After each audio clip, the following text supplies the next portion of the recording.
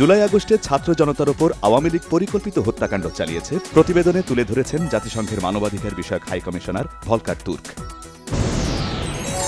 মানবতা বিরোধী অপরাধে শেখ হাসিনা ও তার সহযোগীদের কাঠগড়ায় দাঁড়াতেই হবে, স্কাই নিউজকে বলেছেন প্রধান উপদেষ্টা ড. মোহাম্মদ ইউনূস।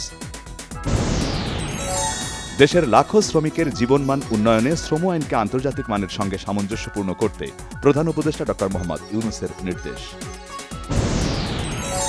উপদেষ্টা হিসেবে শপথ নিলেন ঢাকা বিশ্ববিদ্যালয়ের আন্তর্জাতিক সম্পর্ক বিভাগের সাবেক অধ্যাপক চৌধুরী সিআর আবরার। বঙ্গভবনে তাকে শপথ বাক্য পাঠ করান রাষ্ট্রপতি মোহাম্মদ শাহাবুদ্দিন।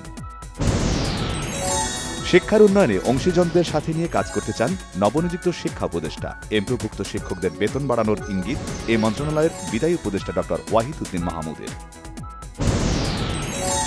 শেখ হাসিনার বিচারের সাথে নির্বাচনের কোনো সম্পর্ক নেই বলেছেন বিএনপির স্থায়ী কমিটির সদস্য আমির খসরু মাহমুদ চৌধুরী।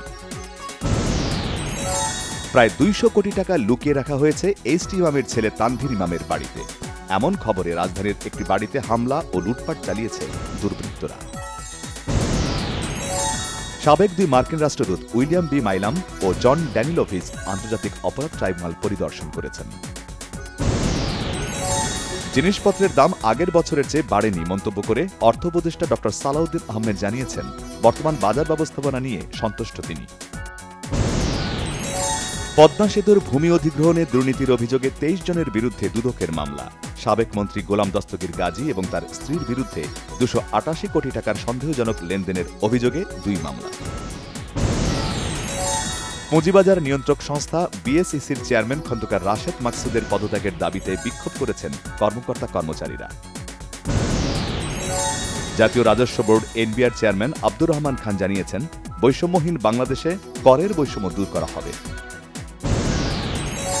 চট্টগ্রামের চান্দগাঁওয়ে পাম অয়েল দিয়ে বোতলজাত সয়াবিন তেল তৈরির কারখানার সন্ধান পেয়েছে ভোক্তা অধিকার সংরক্ষণ অধিদপ্তর।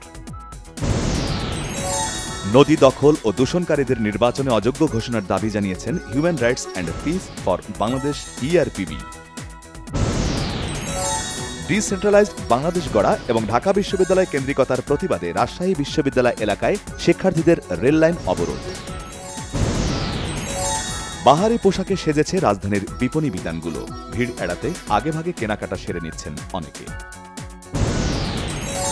গাজা পুনর্গঠনের অজুহাতে দখলের জন্য মার্কিন প্রেসিডেন্ট ট্রাম্পের পরিকল্পনা ঠেকাতে $৫,৩০০ কোটি তহবিল ঘোষণা আরব লীগের। আইসিসি ওয়ানডে অলরাউন্ডার র্যাঙ্কিংয়ে শীর্ষে উঠেছেন আফগানিস্তানের তরুণ ক্রিকেটার আজমতুল্লাহ ওমরজাই। চ্যাম্পিয়ন্স ট্রফিতে দারুণ অলরাউন্ড নৈপুণ্যের স্বীকৃতি।